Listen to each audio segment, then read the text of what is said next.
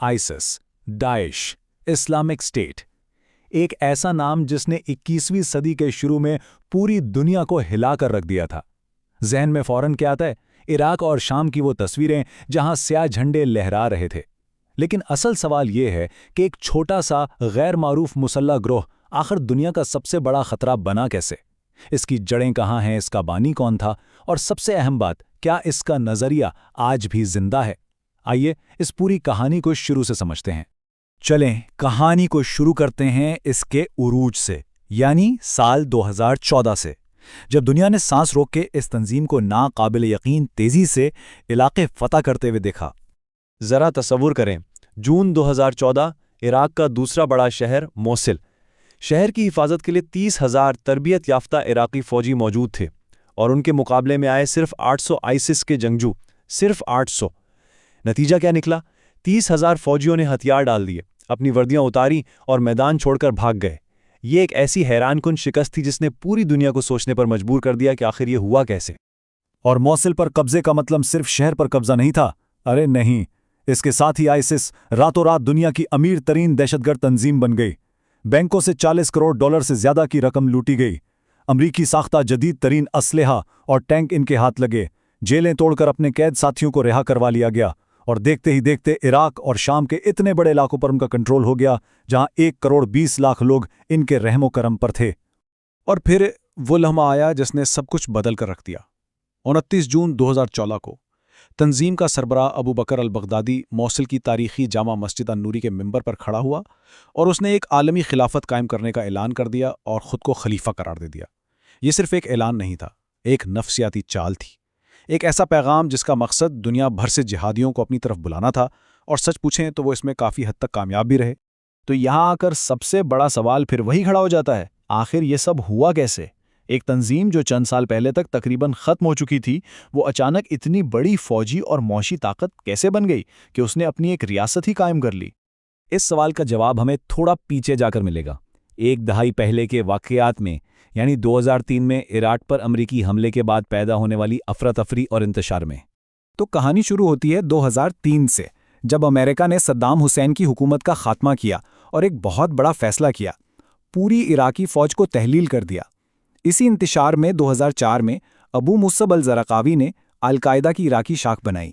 2006 में ज़रक़ावी तो मारा गया, लेकिन तंजीम ने अपना नाम बदलकर इस्लामिक स्टेट ऑफ इराक रख लिया। 2010 में जब ये तंजीम बहुत कमज़ोर हो चुकी थी, इसकी कमांड संभाली अबू बकर अल-बगदादी ने, और फिर 2011 में शाम की खाना जंगी ने इसे फैलने का एक सुनहरा मौका फराहम किया, और इसी मौके से फ़ायदा उठाते हुए बगदादी ने आइसिस से भी खुद को अलग करके आइसिस की बुनियाद रखी। यहाँ अमेरिका से एक ऐसी तारीखी गलती हुई जिसे आप इस पूरी कहानी का टर्निंग पॉइंट कह सकते हैं। इराकी फ़ौज को तहलील करने का मतलब था कि सद्दाम हुसैन के दौर के 1 लाख से ज़्यादा तजुर्बाकार फ़ौजी अफसरान, जो ज़्यादातर सुन्नी थे, एक ही दिन में बेरोज़गार, नाराज़ और बेइज्जत हो गए। यही वो लोग थे जो बाद में ISIS की फ़ौजी ताकत का दिमाग बने, और उन्होंने ही एक आम से मुसल्लह ग्रोह को एक मुनज़्ज़म फ़ौज में बदल दिया। देखें, आइसिस ने सिर्फ इलाके फ़तह नहीं किए, उन्होंने बाकायदा एक अपनी रियासत चलाई, ब्यूरोक्रेसी, प्रोपेगेंडे और बेपनाह जुल्म के साथ। लेकिन ये रियासत थी कैसी? ये एक दहशत की रियासत थी। अब सवाल ये है कि इतनी बड़ी जंगी मशीन चलाने के लिए पैसा कहाँ से आ रहा था? ये सिर्फ कोई आम तंजीम नहीं थी, ये एक मालियाती सल्तनत थी।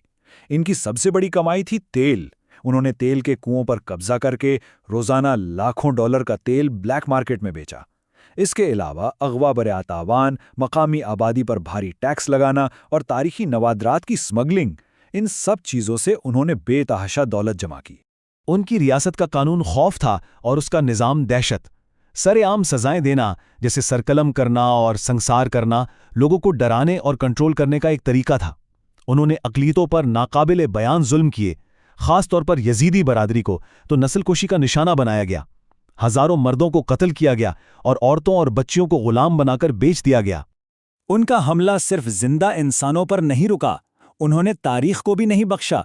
शाम के पलमीरा और इराक के निमरूद जैसे हज़ारों साल पुराने तारीखी मकामात को ये कहकर तबाह कर दिया गया कि ये बुत परस्ती की निशानियां हैं। ये इंसानियत के मुश्तरका विरसे का एक ऐसा नुकसान था जिसकी तलाफी कभी मुमकिन नहीं। लेकिन कहते हैं ना, हर उरूज को ज़वाल है। ISIS کی اس بربریت نے آخرکار پوری دنیا کو ان کے خلاف اکٹھا کر دیا اور پھر ان کی نام نہاد خلافت کے خاتمے کی الٹی گنتی شروع ہو گئی۔ شکست کا آغاز ہوا 2015 میں شام کے شہر کوبانی سے۔ یہ ISIS کی پہلی بڑی ہار تھی۔ اس کے بعد تکریت اور رمادی جیسے بڑے شہر ایک ایک کر کے عراقی فوج نے واپس لیے۔ پھر 2017 میں 9 مہینوں کی خون ریز جنگ کے بعد ان کی خلافت کا مرکز موصل بھی آزاد کرا لیا گیا۔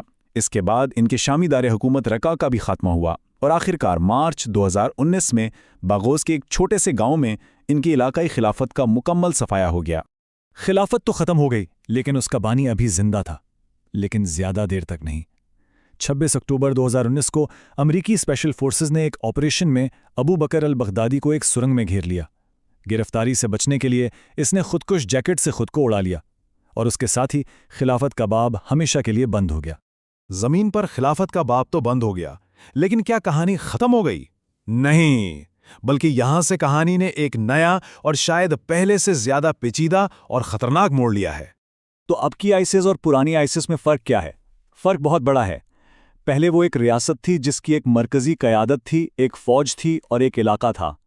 اب وہ ایک نظریہ ہے جو پوری دنیا میں پھیل چکا ہے۔ اب ان کے سلیپر سیلز اور شاخیں افریقہ سے لے کر ایشیا تک موجود ہیں۔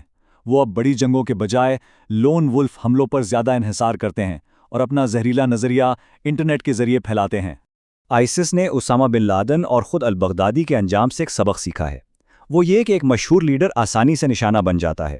اس لیے اب ان کی حکمت عملی ایک بے چہرہ لیڈر کی ہے، ایک ایسا لیڈر جس کی شناخت خفیہ رکھی جاتی ہے۔